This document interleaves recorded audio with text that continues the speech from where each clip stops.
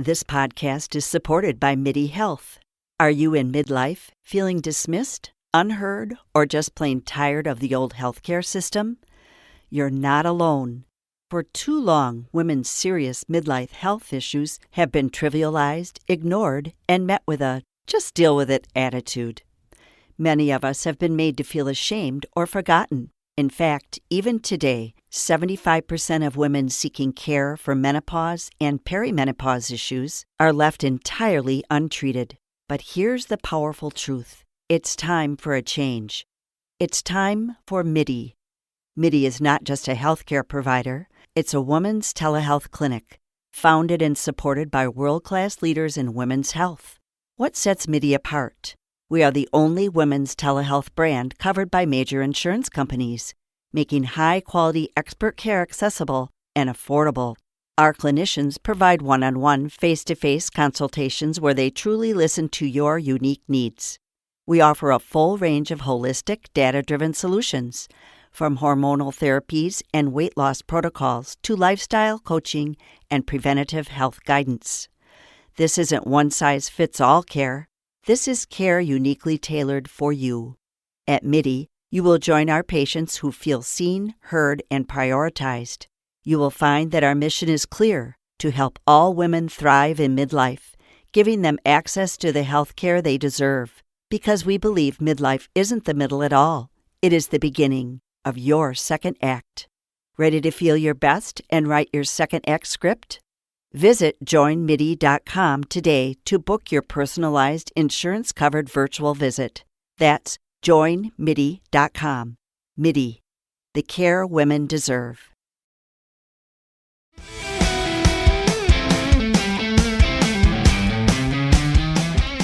Hello, everybody. Randy Patterson here with Boomerocity, and this episode I am interviewing the amazing and lovely and just incredibly talented Tenille Townes. I have been kind of observing her from afar off of my little radar here, the official Boomerocity radar, and I've always been intrigued with her voice, her talent, her songs.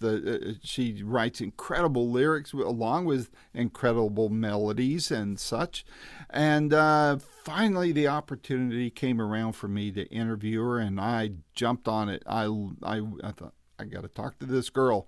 Nice girl from Canada, living now in Nashville, and she's got a brand new album out called The Acrobat, and it's just pretty much her and her guitar, and I absolutely love it. I had to get it out to you as far as the word about it and some information, and I just wanted you to, along with me, get to know this amazing talent that I'm sure we're going to hear a lot more from in the future. I mean, she's already shared the stage with some greats like Shania Twain and Stevie Nicks. Can you believe that? Stevie Nicks and Dierks Bentley and many, many others. And so I think you're really going to love this interview. Odds are you probably haven't heard from her or about her, but and I'm sure many of you have, but I think you're really going to like this talent. I really encourage you to listen to the whole thing and snap up her albums or stream them or whatever, but I encourage you to buy them so we can support our artists.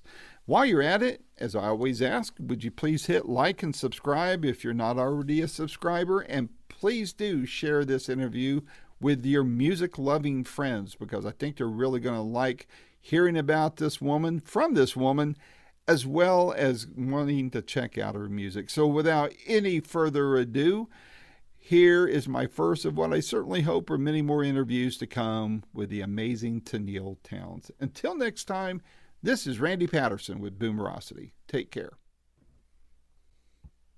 Hello. Hello, Tenille. How you doing? I'm well, thanks. How are you? I'm doing fantastic. I love the room you're in. Tell me about it. Thank you. This is my little music room. This is actually where I made the album. I love your backdrop. Thanks for putting the Acrobat on there. Well, I tried to get a shirt that was like perfect to what you were love wearing. it. It's a little off, but hey. That's so nice. Thank you for that. My pleasure. So, and you're up in where? Canada? I'm actually in Nashville. That's home base Nashville. for me. My family's Yeah, my family's all up in Canada, and I love to get back to visit, but this is where me and my dog Sam are at, so we're here in All Nashville. right. What part of Nashville do you live in? I'm kind of in the towards Green Hills. Okay. Okay. Yeah, it's a little more south, All right. but not too far from downtown. So yeah, Yeah. I worked a while in Nashville. I lived in the Sylvan Park area the last time, and nice. loved working downtown and all of that. But that was pre-COVID. Right. And Yep. Canada. I have ties to Canada. I used to work for the late great Nortel that was up Oh, there. how funny. That's awesome. Go Yeah. Canada. Always love a good Yeah. connection.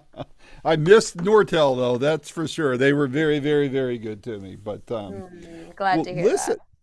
listen. I when Natalie sent me the information on your latest album, and I was listening to it. I'd heard about you for a while, but for one reason or another, we just never connected. And when Natalie sent me the information on the Acrobat, I said, "Doggone it, I got to at least try to talk to you." Love Well, your thank work, man. you. I appreciate that. Thank you for listening to the music and taking the time. And I'm so excited about this new chapter. It feels like kind of like a return to self. And thrilled to have a couple of these songs out. And I can't wait to get the rest out. April 10th is coming soon. Very soon, very quickly. So hopefully I'm going to roll you out to a lot of people that haven't heard about you before. I'm not Rolling Stone magazine, thank God, but I have a little bit of a following, and I want to get people to know more about you. So very quickly before we dig into your a little bit deeper, tell people a little bit about yourself and your the history of your career. Yeah, so I'm a singer-songwriter. I'm initially from Northern Alberta, just basically the North Pole, and my dad helped me make the short, 47-hour drive from my hometown here to Nashville, just over 10 years ago, and I've been chasing the dream all along. I grew up, singing the national anthem at our local hockey games and different local fundraising events and wherever I could just make people smile singing songs. I just absolutely loved that. And then my grandparents, they got me my first guitar when I was 14, and I started kind of like writing songs and realizing how much I loved the storytelling aspect of music. And I think that's what really called me to Nashville, is that community of writers that's just such an inspiring force in this town. And so I got here and I was just writing with anyone and everyone I could and making friends, and one door kind of led to the next. And I found myself, you know, 5 years into being in this town was with a record deal, and all these like beautiful tour dream come trues, getting to open for people like Miranda Lambert and Dierks Bentley and Brothers Osborne, and just getting to meet so many wonderful people out on the road and kind of building our own community around these songs. And that community gave me the courage to kind of take a leap back to being an independent artist and starting this new chapter of music where we're at now. Very cool. Well, the fact that you're still in Nashville and didn't let that town squeeze you to death is a testament to your stamina there. I know of a lot of people who went there with big dreams, and that town could be pretty brutal. I'm not a musician or a songwriter, so I didn't have that problem. But the fact that you're still there and already accomplished a lot of the things that you have speaks to your talent and your stamina. And I think we're going to continue to still hear great things about you and from you for the years to come. Thank you. Were you? I mean, to kind of, I'm going to jump back and forth here. Sometimes when I interview, I can be a little ADD, so That's all please good. forgive me. the you toured with some of the people that I grew up with. I think I saw that you opened for Stevie Nicks once, did you not? Oh my gosh, yes, that was a Tell me dream. about that. She was amazing. I was so honored to get to be a part of that tour. I mean, she's just an icon to me. Like, I'll be afraid of changing because I built my life around you is one of the just most stunning lyrics and most relatable lyrics of all time. And just her whole history of the art that she created and the path that she's paved, that's just like nobody else. So yeah, I got to open for her at the Scotiabank Arena in Toronto, and I kind of, got there right around her sound check time, and I just sat in the empty arena watching her, and the way she was, just kind of taking control of the whole situation on stage with her band and asking with kindness for what she needed, more of like everything that she just was running. I was like, ugh, I love her. What a legend. And her show was unreal. She told such great stories. She talked more than I thought she would on stage, and she just like was just so beautiful to witness somebody in that sort of legacy they've really built for themselves. Yeah, I've never met her or talked to her, but I've heard that she's a class act, very, as far as a one-on-one friendships and acquaintances, she's very good at. I mean, maybe Lindsey Buckingham might differ, but but but everybody else she's good too. So I grew up in Phoenix, and so she was a kind of a household word around Phoenix because That's her awesome. dad was, I think, a Greyhound bus executive or something there, and helped start the concert scene there and that kind of thing. But yeah, love Stevie Nicks Very and all cool. those other artists. My goodness, I was was that. I know with some people it seems like when it hits them that good that quick, I hear it kind of half and half. Some people feel like that's a great thing. Other people feel like, well, I'd rather have it kind of happen later instead of sooner. How do you feel about that? Oh, I think it hit just at the right time. I think, whatever your path is ready for, it's all such a learning experience at any level of it to me. So I'm so glad for what I got to learn, especially being on the road with a lot of those heroes. It's just like that was like my, I don't know, ultimate education of just watching everyone's shows and taking notes and soaking it in. And I loved that season so much. So I don't know. It's always funny to kind of turn around and glance back and be like, how else could that have played out? And the reality is that it just plays out the way that it does. And so I'm Mm-hmm. excited to kind of find out where it's going to play out next. Well, the way I'm sensing from you, you're definitely a student Mm, of the work, the art, the business. And my experience is that people who approach it that way, along with their natural talent, they're the ones that seem to go the mm, furthest, or at least the most steady and the most solid. Because people that just go in with just the dream and the talent, things can go sideways pretty quickly, right. and that's amazing. Who were your influences? I mean, this is such a basic question, and I hate asking basic questions, but I got to get to know you a bit better. What, who were your influences, and at what point did you say to yourself, "This is what I want to do with my life. This is what career path I want to take"? Mm. I feel like growing up, I listened to whoever is driving the car, they're kind of the one in control. And so as the kid in the back seat, I was sort of subject to whatever family member was playing. And with my mom, it was a ton of female powerhouse voices like Celine Dion and Shania Twain, and loved those days. And then with my dad, it was like a little more rock and roll, a little more Fleetwood Mac, some U2. And with my grandparents, we'd take road trips in their little motorhome, and we used to flip between cassettes of Elvis and Hmm. Reba and Dolly Parton, and then also just hearing like just classic songs like standards, and those kind of fingerprint voices of people that like Mm-hmm. you hear 2 seconds of them and you know exactly who it is. And Yep. songs like At Last and What a Wonderful World, and like I feel like they really introduced me to that kind of music, and I loved that. But I think the moment for me was I was 9 years old, and I had gotten tickets for Christmas, and I was so excited. I made a sign for the Shania Twain concert that said, "Shania, can I please sing with you?" And my mom had glue gunned me a costume to look like her Miami concert DVD that I'd watched a million times. And I just stood in the audience having the best day of my life, like singing every word.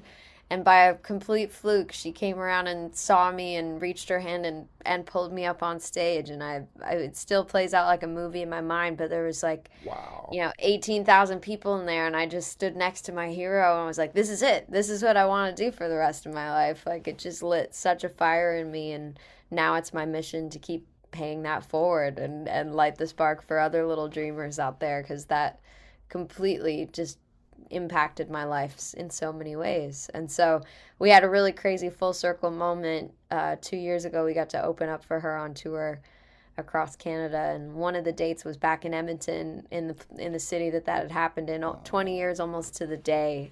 of that Wow. moment. So that was pretty surreal. I was like, I don't know. That those kind of movie moments, you just gotta smile and go, it's all part of some bigger plan. I love Shania Twain, and I've always been a big fan of hers. And when I used to go to Canada on business back in my Nortel days, I mentioned earlier, I mean, everybody there. I mean, I'm a Tennessee boy, all right, and so every time we talk music or something, I mean, every time Shania Twain. And Yeah. I'm thinking, well, what about uh, uh, Bachman Turner Overdrive or any of these other people. They said, oh, Shania Twain. I said, well, Yeah. okay, I'll give you that. I love her too. But Canada just cranked out some great artists, and they're still cranking out great, such as yourself. Well, And thank back, you. what is it? Bywater Call is a great little kind of a jam band type of Allman Love Brother that. type that I've got turned on to, and so those are my favorites right now that I keep gravitating towards. But you're you've been in the business a while, and I'm going to get to Acrobat here in just a moment, and your not upcoming Knoxville appearance. But you, what I like asking this of women that are in the business because I just like to have my thumb on the pulse. Have you run into a glass ceiling in this business, or have you found that the business has been cooperative with you? Well, I think I think there's sometimes a ceiling, but my experience has been feeling very encouraged and surrounded by the female powerhouse voices in the industry, and like people like Miranda, reaching out a hand and saying, come open up on tour and come sing on this song with all these other incredible women, and getting to meet, Ashley McBryde through that, and the way that she just like extends her generosity and hosting a campfire and making sure everybody feels welcome, and like Kaylee Hammock's a dear friend, and May Estes, and like there's such a like community of, it's kind of like a sisterhood of people who really have each other's backs. And so on the moments where you can kind of look at the mountain in front of you and be like, oof, we got a long ways to go, it's like it's really encouraging feeling this force beside you going, you're not alone, kind of figuring this out. So I mean, I also think that's all a part of what builds resiliency and character, is like Mm-hmm. how you kind of continue to find your place and use your voice for good, and gives you courage and something to push against. So I'm grateful for all the kind of sometimes heartbreaking moments in that process, because I know it's a part of shaping the whole story. Agreed. Agreed. One more question before we get into the Acrobat. For people who haven't heard of you yet, and I'm hoping I'm introducing you to a lot of these people who haven't heard of you. Um, what song would you recommend they start with as kind of like the gateway drug into Mm. the musical world of Tenille Townes? Love that question. I would say Jersey on the Wall. That's a song Hmm. that I wrote. It's a true story from a community that I met in Grand Manan, New Brunswick, that had just been through a really hard car accident with 5 kids from the high school, and one of Oh, which was the, basketball player, the star valedictorian, and she was taken in this fluke wreck. And I kept in touch with this community and flew back the following spring for their high school graduation, and I saw her jersey hanging in memory on the wall, and I thought about the questions I have for God. I think it's okay to have those. I think there's healing in the conversation itself, and so that song to me is always like it's kind of like, I think music's job to maybe help us open up the doors inside our hearts that are a little scary rooms to go in alone, and mhm. sometimes a song can kind of help us do that a little easier. And that's always my hope with that song, is it could make somebody feel a little comforted or a little less alone in their grief. So I just jump in all the way on the deep end and go for Jersey on the Wall. Well, that's and then those songs, those same kind of songs, when you get old like me, they turn into benchmarks that when you hear them instantly, the first few notes or a certain line takes you back 20, 30, 40, 50 years Wow. instantly, and it's crystal clear. And I'm sure that that song will and is serving that as one of those kind of blessed memories, even though it was a terrible time, a tragedy. Um, a song like yours, a song like that, will serve as that for those people for many years to come. And that's got to be a very special feeling for a songwriter to come up with a song like that. You Well, know. thank you. Thanks for saying that. I appreciate that. Tell me about the Acrobat. This is what, your fourth album? Did I count right? Yes, we had two kind of EPs. One, so we had the Lemonade Stand, then we had Masquerades, and then an EP that I made on a train adventure. Um, and so this is the one after that. And this is my first kind of album returning to being an independent artist. And I actually made this record sitting right here in my little music room, sitting next to my dog. And my mission with this was just, I wasn't setting out to make a record like this, but I was kind of going through songs and really just trying to strip back the noise of everything and get back to the heart and the truth of the matter of how it feels to pick up a guitar, play a song. What is this saying? What do I want this next record to say? And so I was just kind of getting songs ready to take into the studio and record. And I got a few of those kind of guitar vocals done, and I was like, hang on a second, I kind of love how this feels just like this. Like maybe I should just put this record out. And in that time, it was kind of like a really healing process of putting back together pieces of my heart that had kind of fallen away. It's like it's really easy to lose pieces of yourself, chasing a dream and struggling with being a people pleaser and just wanting everybody to feel happy and to like things, and that kind of like I lost my compass in that for a while, and making this record really helped me get it back, and it feels really good. I'm really proud of these songs, and I made them, yeah, just kind of me sitting here singing straight to you. How long did it take you to record all the songs? A couple of months, and I was doing it in between a few other projects and things I was picking away at. Um, and so yeah, I had recorded most of them, and then I felt the more I worked on it, the more courage was kind of returning, and so I ended up writing a few newer songs to include in the project, and so finished those right towards the end of last year. And I had some tour dates on the schedule to get to go out and do, and I was like, I think I want to get this music out before this tour starts. So it kind of gave me motivation to take it across the finish line. Very cool. It's almost kind of like how Elvis recorded in the jungle room of Graceland, you know. I And love that. how else is this album different than, say, just recording him almost informally in your room? Is there other aspects of it that were different than the other albums? It's definitely more of a sparse sound and fingerprint. I think they lean a little bit more folk and songwriter storyteller vibe than some of my previous stuff. They're probably, I'd say, more vulnerable. Some of these songs are still that third party, observer perspective, but there's a lot more kind of confessional truth in these songs, and in my process of getting that sort of creative autonomy back. And I think that's like the first time I've really documented that in a different way. Is that scary to do? I mean, I'm not like I told you a few minutes ago, I'm not a songwriter.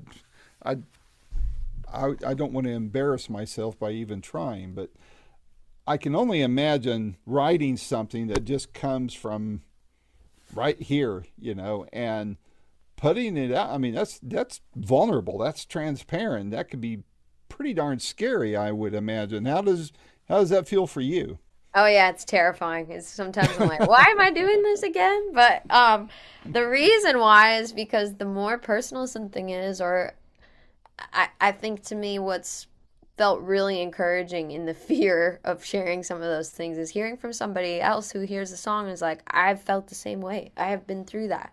I know what that feels like. And if we can kind of like be a comfort to each other in that, and feel either of us feel a little less alone, then to me that's the whole point. And so that gives me courage to do the scary things, because it is indeed terrifying, especially as like an introverted creative. That's like, oof, it does hurt a little bit to be like, here's this thing that was really hard that I went through, and now Here you go. yeah, please don't look at me. Yeah. So just like I asked you about your career, I'll ask about this album. Which song on this would you point to as a calling card or the gateway drug to the rest of the album? I love this question. I haven't been asked this about this album yet. I would say starting at the top and playing the sequence through. The very first song is called Ordinary Love Song, and my intention of having that be the first track is that it's supposed to kind of just feel like opening the door and saying, come on in. And so I think that would be a good place to start. There are 2 songs out so far. So the whole album isn't out until April 10th. So if you want to just get started early, you can dive into the title track, which is called The Acrobat, and it features my songwriting hero, Lori McKenna. And She's then great. there's a song called Enabling that's out as well. That's a story about someone attempting an apology in a parking lot, and me kind of like noticing my pattern of always being like, it's okay, don't worry about it, and losing myself in that. So those 2 songs are out already, so you could just begin the gateway there, or you can wait till the album comes out and start at the top. An overdose, right? So, Yeah, exactly. have you performed any of these songs in public yet? And if so, what's been the feedback from the crowds? I've started testing a few of these out at different like songwriters rounds, or I've played a few kind of intimate shows in the past couple months. And it's been really encouraging feedback on some of these songs. And same thing on sharing some of the story of where they come from and feeling like people are like, yeah, I've been there and I know what that feels like. So that's been really awesome. And then we're about to head out on tour this weekend actually, and kind of kick off this whole spring run of shows that I'm going to be playing a bunch of these new songs for the first time. So I'm really excited to test some more of these out. I saw where you're starting, if I read correctly, down in Beaumont, Texas. That's Janis Joplin's and the Winter Brothers neck of the woods. Let's go. I'm excited. That should be fun. Yes. Is there a song in your entire catalog, because you do write from the heart and you write to connect and you write for more than just yourself, it sounds like, especially with Jersey on the Wall and such. Is there a song that surprised you by how deeply it resonated with listeners? I do think Jersey would be my answer for that as well, of just like hearing stories about people connecting to that. There's a song called Somebody's Daughter that's about homelessness, and that one has also been incredible, and people sharing stories about people that are missing out there, that they maybe have no idea where they're at anymore, or somebody who's, a recovering addict that used to live that way and has completely turned their life around, or like, just thinking about, or someone sending a message saying, I drove by somebody with a cardboard sign today and I stopped and had a really awesome conversation with them. And I'm like, that's amazing. Like, just seeing each other as fellow human beings is so beautiful to me. So I love probably those 2 songs would be the one I hear the most about. Cool. So we just talked about, you're going on the road. You're going to be hitting my neck of the woods on the 18th. I'm coming. I want Oh, to see you there. good. I'm so glad. I was So going to say, you got to come. I'm playing in Knoxville. I'm so excited. that's right. The Open Chord's a nice, very small, intimate place. I've seen some names there, though. They'll hit there every once in a while if they're just doing a kind of a stripped down type of set list. Love And that. but it's a fun little place. The guy that owns it is great because his first name is Randy too. Oh, I So love that. That's awesome. but and he's got a Taylor guitar store towards the back of it. So if you want to play around, there's some guitars there. But before that, you're going to be in, let's see, Nashville, and then you're going to Yep. be at Chattanooga, and then my old business stomping grounds before that is Brampton. So I remember that from my Yeah, that's motel days. right. What can fans expect from this tour, and especially those shows?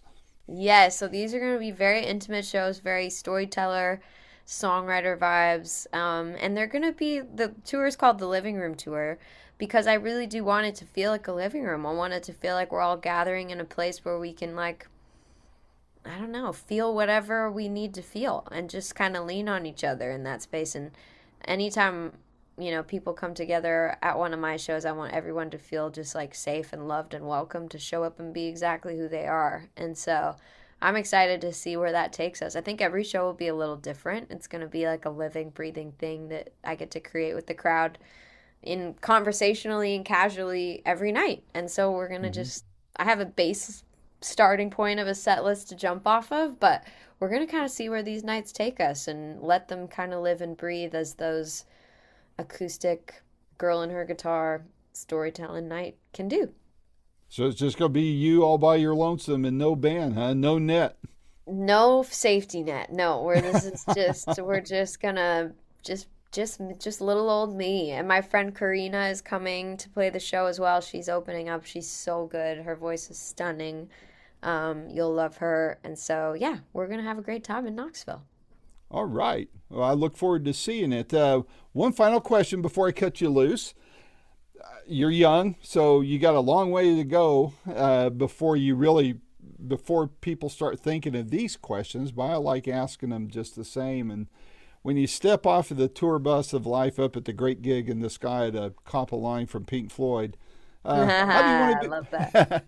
How do you want to be remembered, and what do you hope your legacy is? Wow, what a big question. I love that. Oh, goodness. I hope that the legacy I get to be a part of leaving is one that helps people feel less alone. That's, to me, what I hope to glance back one day and feel like community and friendship and understanding and just like love and compassion is a part of the fabric of the story. I think the world needs a lot more of those kind of messages because, it's like that old saying goes, talking about, people living lives of quiet desperation, and we don't know who feels incredibly alone, even if they're in a crowd and even if they're in a family or if they're not. That can be a very that can be just it can be almost soul crushing for people. So true. And so I'm glad you're writing songs to reach out and touch that part of people's lives. I'm sure you're having an impact. And later on down the road, when I interview you more, I want to hear more of those kinds of stories as your songs get more and more out there. And Tenille, I appreciate you taking this time. I'm a huge fan now, and look forward to seeing you next month at the Open Chord. And I'll get there a little early, maybe shake your hand, hug your neck, or shake your neck and hug your hand, either one. I can't wait, Randy. It's been a joy chatting with you. Thank you so much for taking the time and sharing these stories, and thanks for your heart for people and music. It's really appreciated. Well, my pleasure. And thank you, Natalie. I think you're still in the background there. Thanks for getting all this together on such short notice. I really appreciate it. You guys are awesome. All right, you guys have a great day. Take care. Bye-bye. This has been another fun-filled episode of Boomerocity with your host and producer, Randy Patterson. The theme song is Roll the Dice and is recorded and used by permission from Quinton Hope. Quinton is spelled Quinten, and Hope is Hope. And you can find out more about Quinton at quintonhope.com. Post-production is done by Cardinal Sins Productions. The Boomerocity name, logo, and content is copyright protected. Segments may only be used with written permission by Boomerocity and/or its assignees. Inquiries should be directed to input@boomerocity.com. Copyright 2025.